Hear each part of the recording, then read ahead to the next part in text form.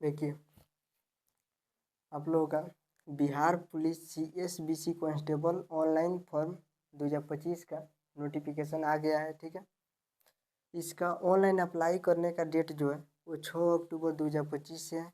ठीक है, online apply करने का लास्ट डेट जो है वो 5 नवंबर 2025 तक है। ठीक है, लगभग मानिए तो 1 मंथ का आप लोगों को टाइम मिल रहा है ऑनलाइन करने का। अप्लीकेशन अप्लीकेशन फ़ी कितना है, तो अप्लीकेशन फ़ी जो है ऑल कैंडिडेट के लिए 100 रुपीज़ जो है वो रखा गया है। ठीक है, उसके बाद हम लोग यहाँ पर देखेंगे जो पेमेंट करने का जो मेथड है, जो है पेमेंट करने का जो मोड जो है वो बहुत सारा है। बहुत सारे माध्यम से आप पेमेंट कर सकते हैं।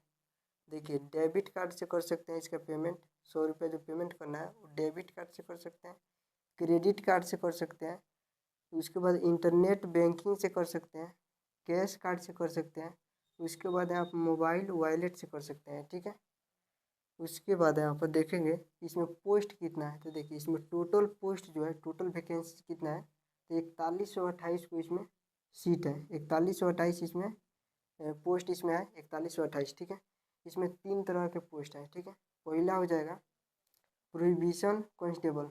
प्रोहिबिशन कांस्टेबल जो है इसमें 1603 इसमें सीट है। 1603 इसमें सीट है। उसको जेल वार्डर जो है, जेल वार्डर का जो पद है उसमें 2417 पोस्ट इसमें है। ठीक है, उसके बाद मोबाइल स्क्वाड कांस्टेबल जो है इसमें 108 गो इसमें सीट है। ठीक है, इसके बाद एलिजिबिलिटी क्राइटेरिया क्या है, तो एलिजिबिलिटी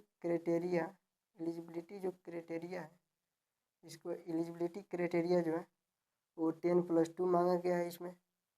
उसके बाद हम यहाँ पर देखेंगे कि prohibition and mobile squad constable जो है इसमें एज लिमिट कब से काउंट किया जाएगा, तो इसमें एज लिमिट जो है वो इसमें एज लिमिट काउंट किया जाएगा। जैसे मान लीजिए आप 1 अगस्त 2025 तक आपका एज इसके बीच में होना चाहिए। ठीक है, जिस कैटेगरी से आप बिलोंग करते हैं उस कैटेगरी के अनुसार आपका एज लिमिट होना चाहिए। ठीक है, जैसे मान लीजिए अगर आप जनरल कैटेगरी से हैं, जनरल कैटेगरी के आप मेल कैंडिडेट हैं, तो आपका 18 वर्ष से लेकर के 25 वर्ष आपका उम्र होना चाहिए। ठीक है, उसके बाद यहाँ पर देखेंगे कि जैसे मान लीजिए कि आप ओबीसी या ईबीसी कैटेगरी के अगर आप मेल कैंडिडेट हैं तो आपका उम्र 18 से 27 वर्ष के बीच में होना चाहिए। ठीक है, उसके बाद ओबीसी या ईबीसी कैटेगरी के फीमेल कैंडिडेट अगर आप हैं, ठीक है, अगर फीमेल कैंडिडेट अगर आप हैं ओबीसी या ईबीसी कैटेगरी के, तो आपका उम्र कितना होना चाहिए, तो आपका उम्र जो है वो 18 वर्ष से लेकर के 28 वर्ष के बीच में होना चाहिए। ठीक है, अगर आप SC/ST कैटेगरी के मेल या फीमेल कैंडिडेट हैं तो आपका उम्र कितना होना चाहिए, तो आपका उम्र 18 वर्ष से लेकर के 30 वर्ष के बीच में होना चाहिए। ठीक है, उसके बाद जो यहाँ पर जेल वार्डर का है, जेल वार्डर का जो पद आया हुआ है वो कांस्टेबल लेवल का आया हुआ है। ठीक है, कांस्टेबल कैटेगरी का आया हुआ है। ठीक है, इसमें इसमें भी एज लिमिट 1 अगस्त 2025 तक मांगा गया है। अगर 1 अगस्त 2025 तक आप जिस कैटेगरी से हैं उस कैटेगरी के अनुसार बताए हुए जो एज लिमिट है उसके बीच में अगर आपका उम्र है तो समझिए कि आप इस फॉर्म को भर सकते हैं। ठीक है, अन्यथा नहीं भर सकते हैं। तो देखिए, जनरल कैटेगरी के जो मेल कैंडिडेट,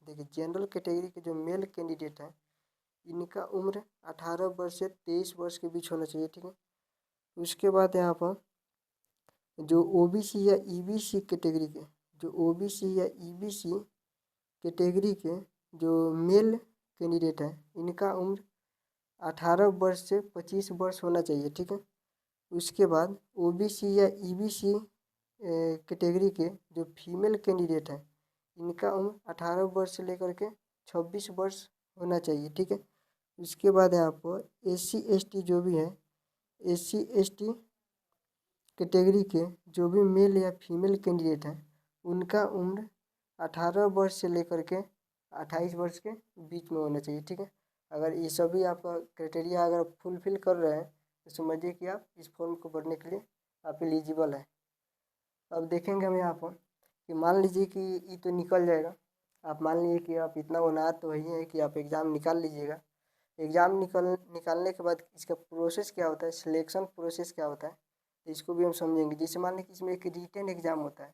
अब रिटन एग्ज़ाम कैसे होगा कि आपका एक ऑब्जेक्टिव टाइप का सवाल आता है उसमें, और वो एमआर शीट में भर करके देना रहता है, ठीक है। अगर आप इसको क्वालिफाई करते हैं, यानी रिटन एग्ज़ाम अगर आप पास करते हैं तो आपका क्या होगा, रिटन एग्ज़ाम आप क्वालिफाई करेंगे तो उसके बाद आपका फिजिकल एफिशिएंसी टेस्ट होगा, यानी पीईटी होगा। पीईटी यानी फिजिकल एफिशिएंसी टेस्ट होगा। अगर इसको भी अगर आप क्वालिफाई कर लेंगे तो आपका डॉक्यूमेंट वेरिफिकेशन होगा, डॉक्यूमेंट वेरिफिकेशन हो जाएगा। अगर इसको भी क्वालिफाई कर लेते हैं, देखिए आपका फाइनल मेरिट बनेगा। अगर